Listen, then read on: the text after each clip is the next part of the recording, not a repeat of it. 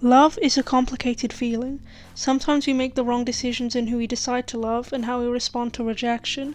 For a minority of people, their anger, shame, and hurt get the best of them due to a lack of inhibition.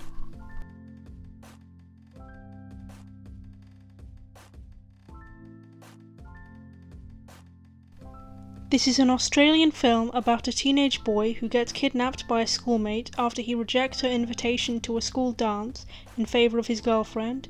He is then tortured by her and her father in an act of revenge before he escapes and murders them both. Brent is shown to be quite troubled and clearly unhappy with his life, although he clearly loves his mother and girlfriend and finds joy in the music he listens to, which is also the kind of music I like. He's shown to be quite courageous, determined, and want to persevere as he does not give up even after his first escape attempt fails and he is punished gruesomely for it.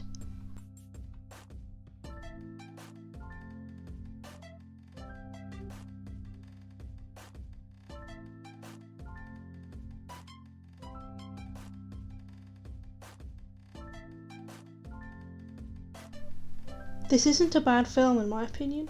It is very mediocre and I think it had a lot of potential.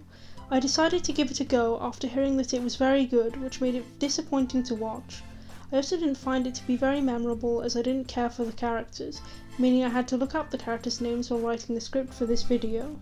Brent has the dead parent backstory, which in most cases is very boring as it is very cliched and is a very simple way to create conflict and emotional turmoil for the characters. His father dies in a car accident that Brent causes after seeing a young man with severe lacerations standing in the road. There is also a weird subplot involving his best friend Jamie and his date with this goth girl. The amount of detail put into this was very unnecessary and wasted time in my opinion. I found the dialogue to be quite engaging and provocative, the character of Lola shown to be very jealous, spoiled, unforgiving, narrow-minded and mentally unstable, and her father being creepy, perverted and clearly where she gets her instability from. The film opens up with the crash that ends up killing Brent's father. Brent is driving the car with his father in the passenger seat next to him. Suddenly, a half-naked injured man appears in the road causing Brent to swerve the car into a tree, killing his father. I must admit that the "I caused my parents' death" aspect is slightly more original, so I'll give credit where credit is due. It then cuts to 6 months later, and Brent is in school and is approached by his schoolmate, Lola Stone. She asks him to go to the school dance with her, and he politely declines, adding that he plans on going with his girlfriend Holly. Brent's friend Jamie also asks out his crush, Mia Valentine, and she accepts. Before driving home, Brent mentions to his girlfriend that someone asked him to the school dance before they have sex in his car, while Holly notices the scars on his legs. Unbeknownst to them, they have an audience. Brent displays an incredible amount of guilt for his father's death, going to and climbing a mountain to self-medicate and self-harm, using a razor blade he wears on a chain around his neck. He contemplates suicide while climbing the mountain, but decides not to go through with it. As he sits at the top with his headphones in, someone sneaks up behind him and chloroforms him. Brent is whisked into the kidnapping situation far too early on in the film, so information about the characters is fed to the audience far too quickly for me to care about them. So while the acting throughout the film was good, I couldn't really empathise with Brent as we hadn't really spent enough time with him on screen.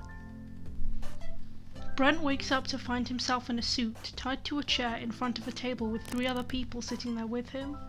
Lola, her father, and a lobotomized woman around her father's age. Lola fills a syringe with bleach and injects it into Brent's vocal cords. After Brent obviously doesn't show up to go with Holly to the dance, she sends Brent's dog out to go look for him and returns with a nail in his head. He dies shortly after. Back at the Stone residence, Brent is threatened with a hammer by Lola's father if he tries to escape or doesn't comply with their games. Brent croaks about needing the bathroom, which turns out to be a lie in order to try and escape. But he forces himself to go for fear of being seriously injured or killed. This scene is a good use of tension and dialogue, as it has been established that these two are complete nutcases and would be more than willing to cause Brent serious harm. He cuts himself free using the razor blade on his necklace, and climbs up a tree in their garden. Both Lola and her father begin to pelt him with rocks until they knock him out of it, also knocking him unconscious. Brent wakes up to find himself back where he started, and Lola's father hammers knives through his feet into the floor to both stop him from escaping again and punish him for his attempt. Lola and her father then show Brent a twisted scrapbook of hers, containing her victims, one of which he recognizes as the man standing in the road from the car crash, Timmy Valentine. Lola then carves her initials in a love heart across Brent's torso, and they begin to throw salt at him. I must admit, as someone who isn't squeamish, this scene was kind of hard to watch. Xavier Samuel gave a good performance, and the pain he was in was quite convincing.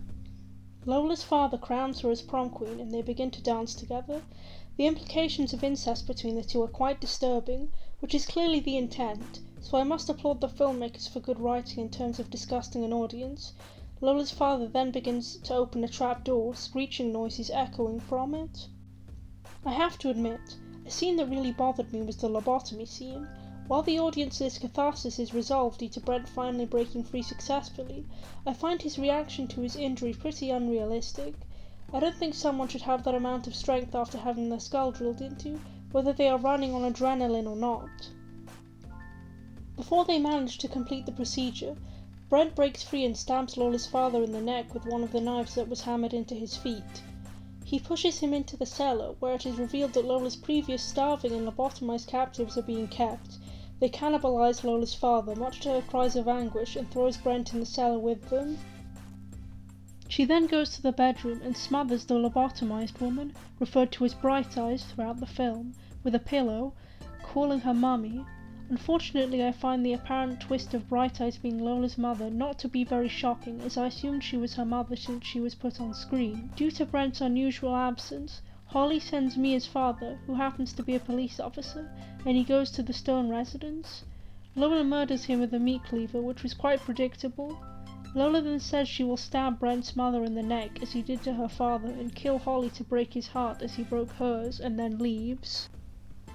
Brent finds some weapons to kill the other ravenous captives, and stacks their bodies to make a staircase out of the cellar, and takes Officer Valentine's police car. This was quite smart if not disgusting, and it's always good to see a smart horror protagonist.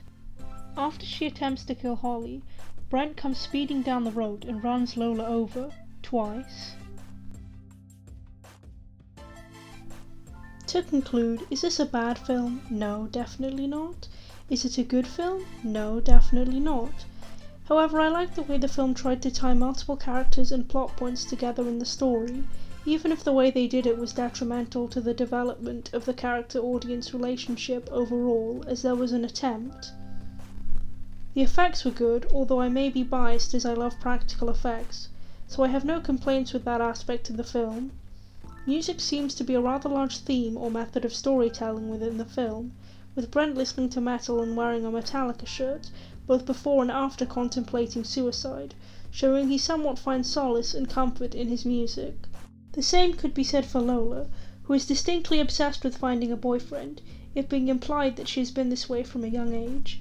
She listens to and sings the song Am I Not Pretty Enough by Casey Chambers throughout the film, suggesting that she is clearly focused on rejection and is probably expecting it due to going through so many victims already, yet not understanding the actual reason why she is being rejected, seemingly thinking she is an innocent yet tortured soul. Perhaps the fact that Bright Eyes has been lobotomized in the same fashion that Lola attempts to lobotomize Brent suggests that this is a normal thing that they go through in selecting a partner, or stopping one from leaving. Instead of adding the intercut subplot involving Jamie's date, they should have left him out of the middle act of the film after he picked up Mia and brought him back once he returned her home. That way, you can still connect Mia with her brother, but still have more runtime to spend with Brent so the audience can relate to him more and therefore sympathize with him more when he endures what he does. Another improvement would be an even bigger failure of the attempted lobotomy, as my suspension of disbelief doesn't extend to that degree.